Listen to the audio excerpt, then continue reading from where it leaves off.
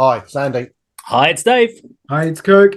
Welcome to the A.D.K Rock and Metal channel. Today we're doing Broken Down and Pulled Apart, our series where we take a song, we'll go away, we watch it, we listen to it, and we break it into 1 minute blocks, and we come back to you and present you that 1 minute block and then give you our summary and thoughts about our emotional journey or our observations of each minute. Today's band is a band called Broken Calling. I'm calling them a new metalcore, because they've got elements of new metal. They've got metalcore in there. They're from the London, Essex area here in the UK. This is their most recent single. It's called MH24.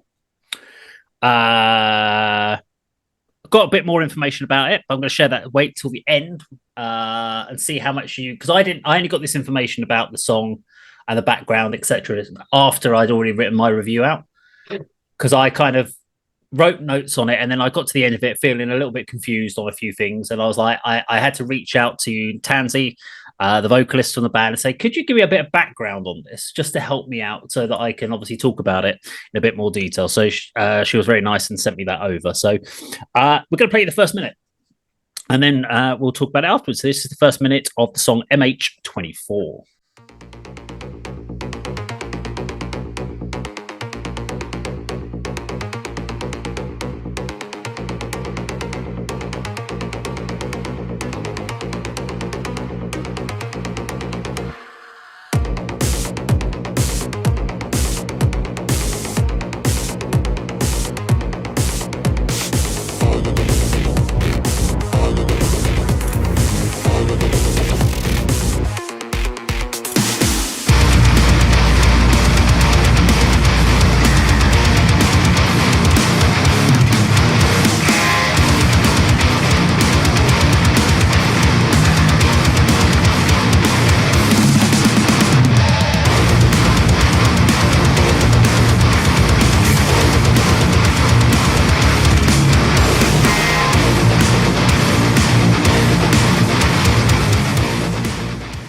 Okay, I'll kick this one off, and then obviously Andy and then Kirk. So for me, really like the visuals to start off, really sharp, crisp. And again, we've got to remember this is grassroots metal. This is not a band that is doing big festival circuits, who's got a big record company behind them. This is a band that is, yes, working with a management company, but is all around their own self-financing. So it's always good to see how they set these visuals up.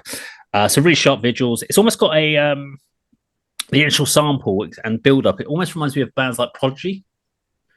It's kind of this style sample, nice visual contrast.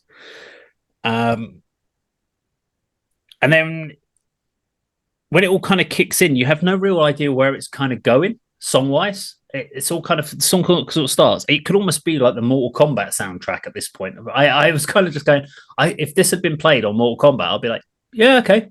Yeah, I could vibe with that. Venue wise, it looks like they're playing in a village hall, and this is where I was kind of going, okay, you started really strong with these masks and hoods and stuff, and now you're in a village hall.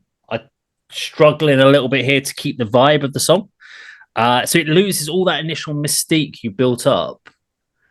And this is why I always think, like, if you're going to use the village hall for a vibe, dress it in a certain way, make it feel like you're in somewhere else, not a village hall, with your lights set up behind you and stuff like that. Then it all kicks in. It's a great stat. I mean, the sound-wise production on this is really, really strong. Good mix of modern new metal, but also with industrial in there. But it's also a massively long intro to a song. I was like, got to the end of the minute, I'm like, you haven't even kicked into the song yet. What's going on? Yeah, this is a big build-up. They're really stretching that intro out, and I think without the video I would struggle to get to the end of that first minute and go, yeah, if I like sometimes you put a song on, you're like, skip, next one. I would have got to the end of that until those guitars really properly kicked in, and it all kind of, there was a really tasty new metal industrial riff there. If I wasn't watching the video, I don't know if I'd have got there to that point in the song. I think I possibly would have skipped at that point. But visually, yeah, really interesting. Andy? Picking up on that last point, I'd like the minute or so intro, to be honest. Okay. It didn't put me off. It didn't make me want to, if I was listening to it, move on. So I like the build-up of the song. It starts with that sort of electro sample, which was really good, and then there's like a single beat that comes in after 15 seconds, really sort of heavy, punchy, sort of get over here. Yeah, I can see the Mortal Kombat soundtrack reference. That was really good. And then at 30 seconds, the guitar kicks in, a really good heavy riff. But as you go back to the visuals and the video, I like what they're trying to achieve with the lighting, the sort of column lights, and later on we'll see sort of black shots of each band member and the vocalist and everything. But yeah, I've got Village Hall. It is a Village Hall, and it seems like they've very nearly achieved what they wanted to achieve, but as you said, perhaps disguise the fact that it's a Village Hall, because it is quite clearly obvious that it is. Yeah. It's almost like if they'd reversed the shot and had perhaps the back wall rather than perhaps the performance area of the Village Hall, then it wouldn't be quite so deceiving. I wasn't a fan of the hoods and the sleep token masks, to be honest.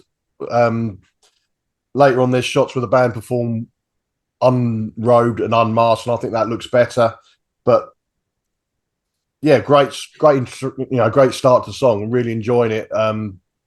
We've seen this band play live on a couple of our shows, and a bill that I've performed on as well. So I really like the band, and I like this like minute or so intro that's kicking things off.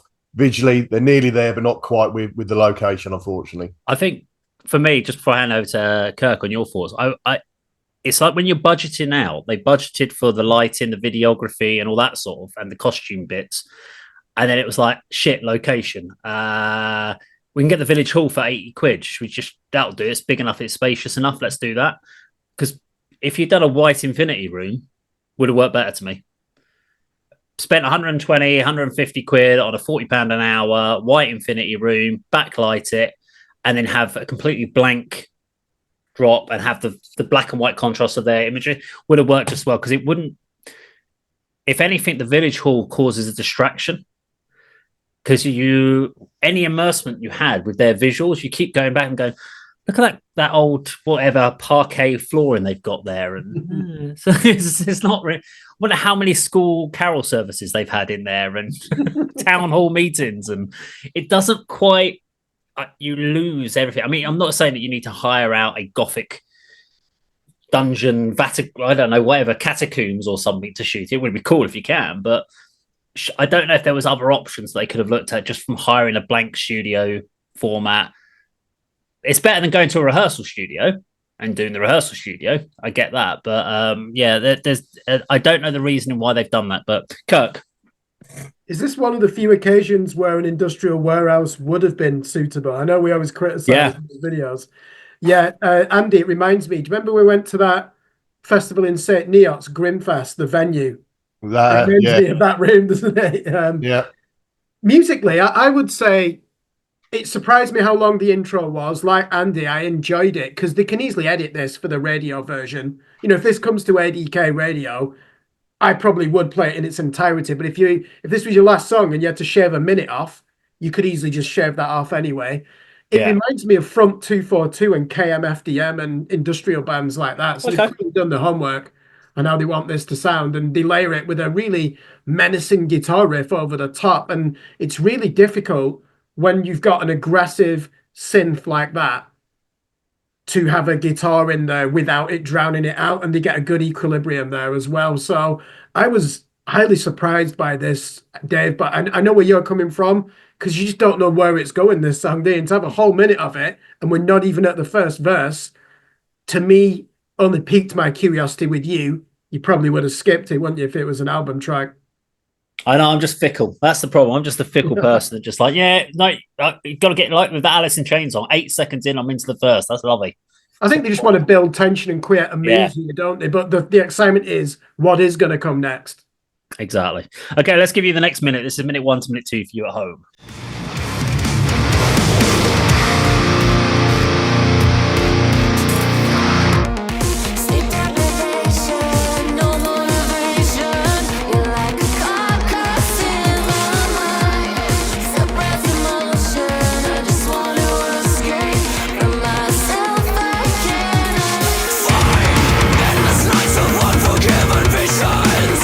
Lying thoughts of the old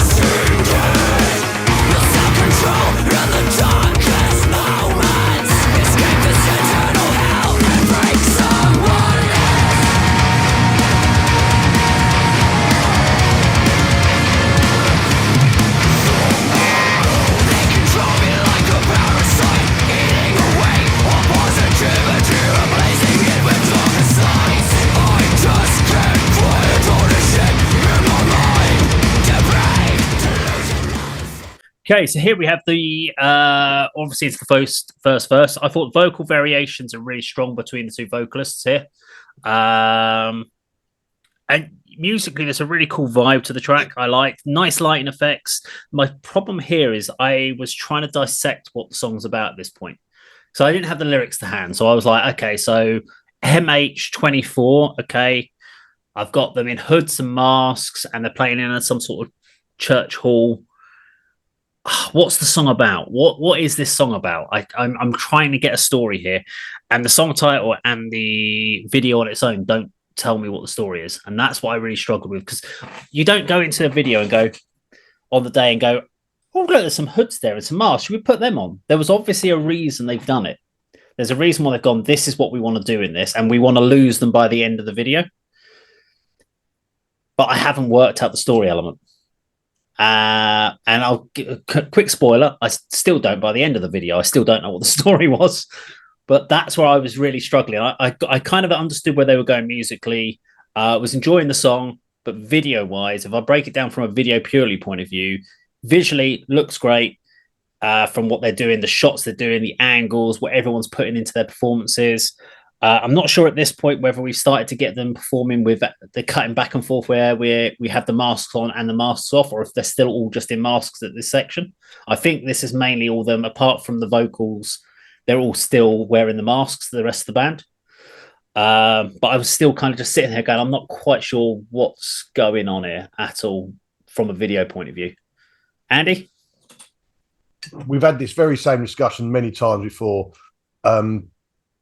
You're trying to work out what the significance is of the masks and the cloaks, being on, being off. Maybe they did. I don't think there's any reason why a band, or in this case, Broken Calling, have decided let's shoot a music video. Let's wear masks and hoods for some of it. It doesn't have to mean anything in relation to the lyrics or MH24. It might just be a different look they wanted to create for this particular music video.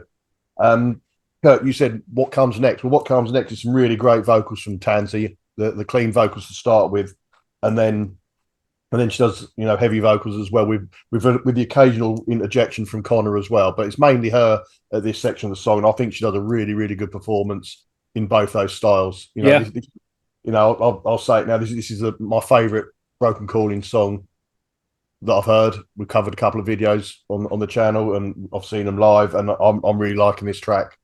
I think it's really, really good. Kirk? There's a high level of musicianship in this band, and I think that the two guitarists, Martin Osborne and Callum Green, and the bass player, Jack Falconer, they would happily just play in a prog metal band, wouldn't they? So they're very mischievous when it comes to the songwriting with Broken Calling, because they'll deliberately stop this song from progressing as verse, bridge, chorus. They want to keep adding things in, and I love that tension which exists within the band. So you've got Connor and Tansy laying down some really interesting vocal patterns. And what really surprised me about this, they keep the synth as the main driver as well. How often when you used to listen to nu metal would you have the synth in the intro and then the riff would come in and then you'd never hear it again? And a lot of those gent bands used to do that and still do it. And you're just like, it's just window dressing. Here, they've actually got the courage to keep the song bubbling along with that front 242 synth. And again, that just surprised me. And the next thing I'm thinking, okay, they're resisting going too early into the chorus. And you're like, where is the chorus? And then you're asking, well, does there need to be a chorus? This is a band that combine metallic hardcore, nu metal, metalcore. And Dave, it's one of those that sometimes you want a song to settle, don't you? Which, to be fair, it does often because you've got that industrial beat. But there is so much going on that it's not as chaotic as you think when you listen to it for a second or third time. But I just love how it generates this idea of spontaneity and ideas that have been rejected and replaced. And everyone's got to have the say, throw everything against the wall. And the stuff that sticks, we're going to keep that. And they seem to be approaching this song at this point with this. You've got bass fills, pinch harmonics. You've got these keyboard orc hits just coming from nowhere. Yeah. You're just thinking, where's this going to go? And that's why I retract when I said, where's the chorus?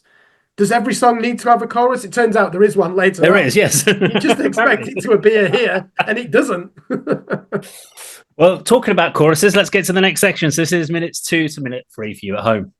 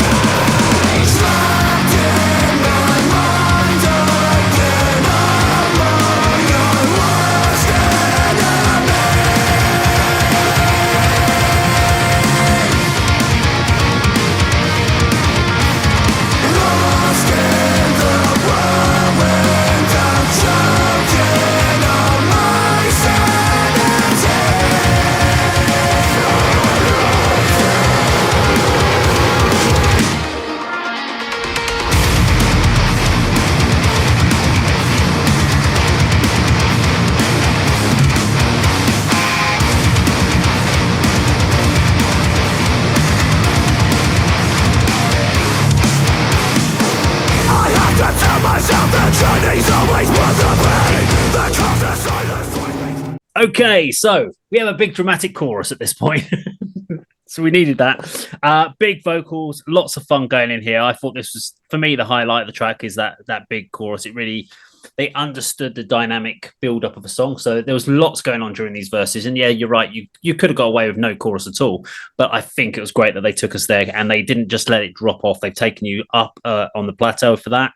My favorite part from the video is when they're against black screen, especially when you've got Tansy and Connor, because you can see the emotion in their face. They're kind of almost doing it left, right, facing each other, and you can see that emotional, which is great because at this point we've lost the masks. Occasionally we go back to it, but at this point we're losing the masks in the performance, and we're getting to see the emotion, and not just from Tansy and for Connor on vocals. We get to see it from the rest of the guys in the band throughout the rest of it.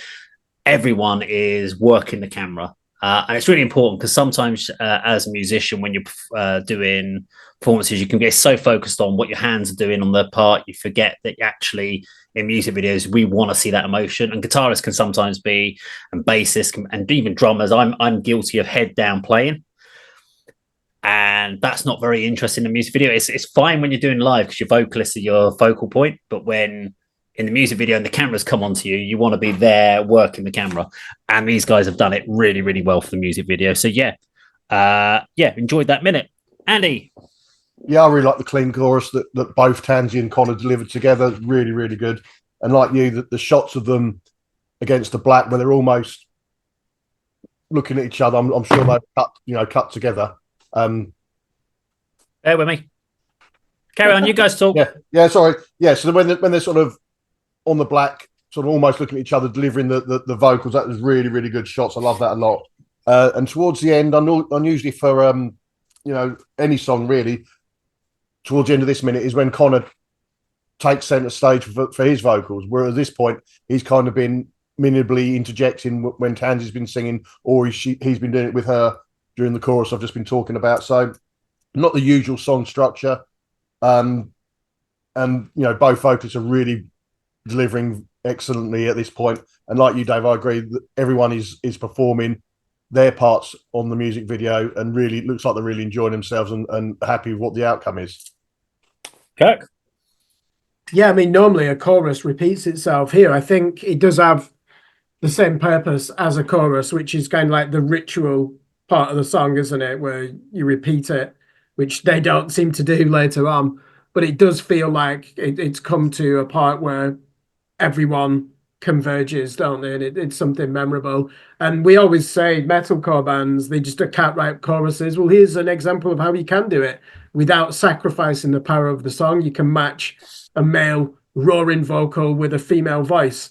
I'm not saying that every band should do that because you'd need two singers to do it, but they make it work well. The guitarists never get lost in the mix here either. They are insistent that no matter how ambitious the vocal arrangements are, their riffs are going to be heard in there as well, and that's good to hear, and it never feels diluted. So to me, that's the triumph of this song, and you can certainly see why they played Bloodstock New Blood Stage in 2023, and it's quite exciting with this band, isn't it? We seem to be getting a new single every 3 months, and that seems to be the way that they are promoting their art at the moment. Let's play the last minute and 40 odd seconds for you at home, and then we'll break that down.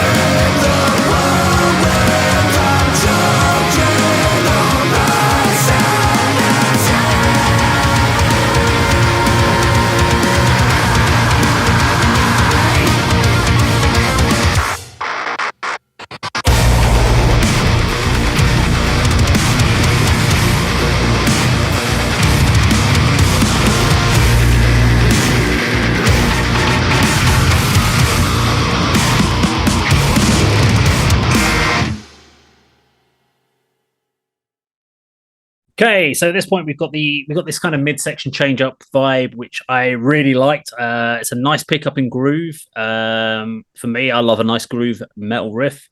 There is some sort of sample that came in at this point. I've just written it, and I didn't like it. I have to be honest. I'm not a big fan of throwing in samples for the sake of samples. Sample at the beginning worked. This one didn't really work for me. We then go back and do the vocal return into the chorus. It does make sense to have that kind of rebuild back out, come back into the chorus again for the outro. So it does make sense for a song structuring. At this point, the guys have lost all the masks. They've lost the hooded robes. What I found really odd, though, was in black with a mask on, and now they're wearing, like, the drummer's wearing a white jumper and no mask. I'm like, so what's the reason? Why have the clothes changed as well? Why you've gone completely in a different look at this point? So I'm not sure. Again, I always like to understand there was a reason. Someone made a call on the day and went, we need to do that, and you're going to wear all of that. I know from doing videography, we talk about costume changes and continuity, and if it has a meaning. So everything we do in Telescribe has a meaning in the video. There is a purpose behind what it represents. In this case, I was sitting there looking at it going, right, now none of you are wearing your robes, none of you are wearing your mask, and you've changed colours of your clothing. What does that mean? And I'm going, MH24. Is that a drug? I'm sitting there and I was sort of scratching my head going, I really need to understand the thought process behind the band. The best videos in the world are always the ones where you can turn the music off, look at the song title and watch the video in silence and go, I know what that song's about. Visually, great looking video, great fun video to watch. Storytelling wise, didn't do the job for me that it needed to, which is portray what the story is about without the lyrics. Now, I've got the lyrics in front of me and it makes a lot of sense now. And I've had the synopsis of what everything means in the video. So I now know what they're trying to portray, but it didn't quite come across if you don't know the context. Can you tell us then? I'll tell you once you've had your final. Okay. I will give it to you once you've had your final sayers on it. But good song. Video 50-50 for me on that one. Great stuff in there, but didn't do what a video needs to do for me, but probably did a lot for what a lot of other people, which is give you the idea of what this band's like live, which it does. So, Andy. Yeah, I mentioned at the in the last section that Connor sort of starts his verse towards the end of the previous minute, and for me, when he's singing his passage here, there's lots of anguish, lots of emotion, lots of sort of despair in what he's delivering. I really like that. But 3 thought we got like the sort of breakdown section, which I really liked as well. And then we get more sort of clean vocals from Tansy, and they both do the chorus again together. But like you, I like the shots where they haven't got the masks and the robes. I hadn't noticed they'd actually changed outfits, but obviously, like it's running in the background. They're wearing dark clothes under their robes, band members, and now they're sort of wearing whatever they wear on stage. I don't know if all of them were. I just noticed the drummer specifically. Yeah. Caught my eye. I think Tansy's got a black outfit on, with the robes and the mask, and actually sort of in sort of red towards the end of the song, matching her hair. She looks fantastic. Yeah, I mean, it's a really good song. The video, like I say, there's a few misses on what they're trying to achieve. As you might have absolutely nailed it. You know, maybe the location was the last thing to sort out, which is a shame because you'd want it to be perhaps the priority of what you sort of sort out when you're arranging this music video. But what they were trying to achieve with the music, with the lighting and the the visuals of each band member and the way they performed to the camera, I thought was really, really good. Like I say, the sort of village hall aspect is a little bit distracting, especially at the beginning when they've built up this mystique with the music and you think, where's the song going to go? And then it's quite obvious where it was filmed. But overall, really, really enjoyable video and song. And, best thing I've seen from them. Kirk? Yeah, I'm surprised by how many non-repeating parts exist in this song. And it's north of 5 minutes as well, isn't it? So they've put a lot of ingredients into this as their latest single. There's nothing formulaic about it. And even there's two breakdowns, actually. The first one, that's not even predictable, the way that they play that. And it's exciting. You can hear the passion. It's edgy. It's like when you mentioned The Prodigy. Do you remember when you were a teenager and someone showed you Firestarter or songs from the album before that? You just knew that it had like a harder edge to it. And they've brought this into a metal environment. I was hearing a few Parkway Drive moments in there as well, but that symphonic breakdown at the end, Dave, that has some voice samples. You're right. I think they've probably just put too many elements into that. But again, because it's so unpredictable, and we're talking about the most predictable thing of metalcore is when's the breakdown coming, they've been successful in teasing it to you, delivering it, and then giving you another one, and then that's just got so many elements you even forget that it's a breakdown. So I really liked this. This was a bit of a clusterfuck, wasn't it, to use that term? The song, and they definitely wanted to achieve that. I can see that they wanted to have you in a state of confusion and to bludgeon you and to use volatile dynamics as well. So yeah, it's a triumph, this song. So what's it about, Dave? So do you know what MH24 stands for? I googled it. It's a battery charger. So it's not that. No, Andy, any ideas? I mean, you mentioned sort of drugs or medication, so that'd be the obvious one, but I don't know. So, and this is where sometimes a band can be too clever for their own good, where it doesn't need to be as clever as that. So it actually refers to Mental Health 2024. Right. Oh, okay. So the song is about mental health. So I'm going to give you I want to give you some of the lyric lines because there's some really clever lyrics that the band have written here. So sleep deprivation, no motivation. You're like a carcass in my mind, suppress emotion. I just wait to escape from myself. I cannot find. They control me like a parasite, eating away all positivity, replacing it with darker sides. I can't quiet all this shit in my mind, depraved, delusional insanity. And there's a couple other lines there. Trapped in my mind again, these thoughts of failure, lost in the whirlwind, feel like a traitor. So it's all about our mental health. Now, the song overall is about people's struggles with mental health issues, putting on a brave front and a brave face while initially struggling with depression, anxiety, delusions, paranoia, and not feeling good enough at the war within the shadow self. So the masks represent the faces that we put on to the public, and the hood and the cloaks are basically the shields we wrap around ourselves to put on the persona to other people to hide what's actually going on inside. That makes perfect. And the song is basically they lose that to reveal your mental health issues to the world at the end. So there was thought process put into it,